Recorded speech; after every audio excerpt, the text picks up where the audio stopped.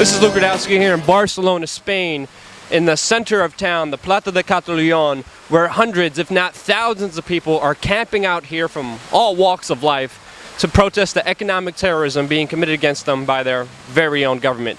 This is what the people here had to say. For all the Americans out there who don't know what's going on, what's happening here in Barcelona, Spain? This is not only about trying to complain about some politicians speak. It's about the general way the country is functioning, which is falling into pieces, and we're here and we can't change anything because they don't give us any opportunity to change anything. And this was only the beginning. We have a large amount of people gathering to protest against a lot of the corruption in the world regarding politicians and bankers, and yeah, the economy in Spain is pretty bad. The official figure for youth unemployment is 45.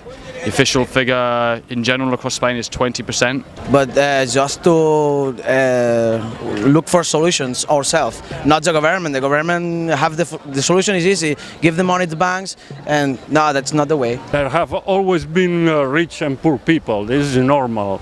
But the gap between them is widening. Nowadays, there are people much richer than was when in the times of Franco's dictator times. They were richer. There was a very visible difference between rich people and poor people.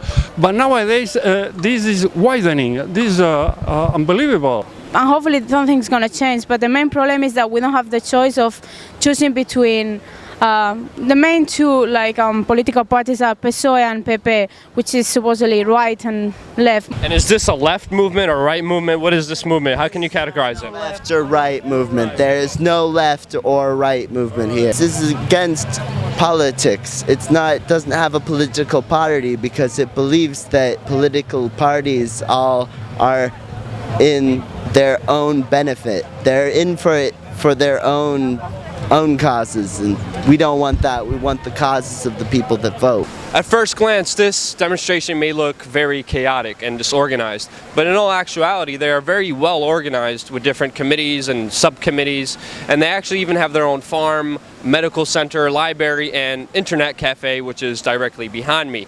This was actually the first place the police last week, 5 o'clock in the morning, decided to come and destroy. They also turned off all Wi-Fi and phone connections so nobody would be able to see their brutality. They use some frequencies inhibitor. You know, frequencies don't work. Radio, we have walkie-talkies, they don't work, and we are trying to, just call familias. I am here, don't get worried. I am kicked, but all right. And we can call to our homes to say people we are safe. It's the first thing they destroyed because there's people with laptops, and webcams just recording what's happening, and they destroyed computers, laptops, everything on the floor, broken. Just crazy. We had massive amount of hundreds of police come here, different types of police, not just one type. And basically they came into the square when people were sleeping, so at a vulnerable point, and they started just taking everything. Just kicking our heads, it was very horrible. Yes, it's so much because you're sitting in a non-violent, a non-violent method, and they kick on the head. Yeah. You are here, raising your hands up in sign of non-violent. We are here protesting, but we don't want to fight to the police. But it seems it don't have any effect. The police then, I think, backed off because they had what they wanted. They took everyone's things. Then you had a state of, I guess people were happy, but they were not happy. They were happy that they kept the area and they couldn't be moved. Unhappy because they lost all of their things. But actually soon afterwards, even within the next week, people were building their things again. And now you'll see we have all the same things, basically, to a similar level as before, and things are cracking on as we intend.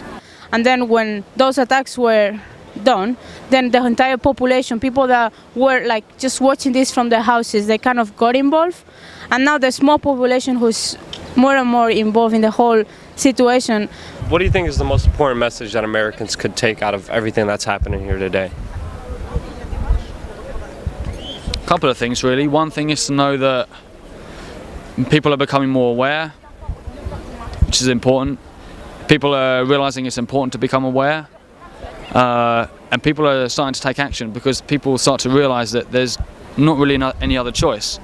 What can you do? You're going to let it? Are you going to let it get worse, or are you going to do something about it? Lives has value. We are not trademarks or something like that. We are people. Yes, we don't want to be slaves anymore. Yeah. It's the only thing I can say. Show the world that, hey, you are not the only ones who have the same problem. Let's do something about it. Yeah. For me, it's a time where it's a great opportunity for people to get together and to start to try to change things. And we know it's not going to be easy, but we have no other choice here in Europe and in Spain. There's no other option. Either you let it continue, or worse things will happen, or you try to do something about it, and there's a possibility that we can make some real change. I mean, the people may change. The government has made special laws banning these protests. The police last week have destroyed this whole camp, taken away everything away from these people, but they were unable to take away this square from them. And there's still people here demanding change. As long as human beings stand up, liberty cannot die. America, camp out. Thank you so much. You're the best. Thanks for hooking us up to get the best experience in Barcelona, Spain. We will be camping. We have some nice friends here. This is our house for the night. Our roof. We have a roof and we have a bed. Good music. That's all we need. The guy is going to bring you something to put under the sleeping sack. We don't need much.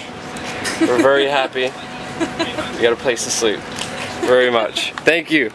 Thank you so much Okay, welcome. for hooking us up. There it is. Thank you, man. Appreciate it so much. Thank you.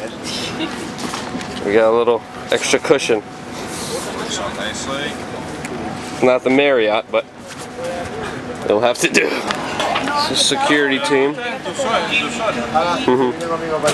Making sure we're safe.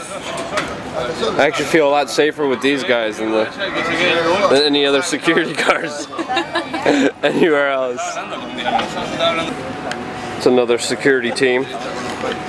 Making sure nobody gets robbed here when they're sleeping. And at the same time, they heard that the police may come in a couple of hours. But I have to say, I feel a lot safer here than I do anywhere else, thanks to Irina here. The only person who speaks English, other than me and Matt here. And again, I have to say, I feel very safe here. Everybody. And we're actually at the communication center, where the police actually raided first last week when they came here in order to shut down all the Wi-Fi and all the internet access that this little center here provides. So I'm having a very good night, meeting a lot of great people, very nice people. They offered me food. I don't even know them. I don't even speak these people's languages, and they're treating us like family, and just can't say anything better about these people.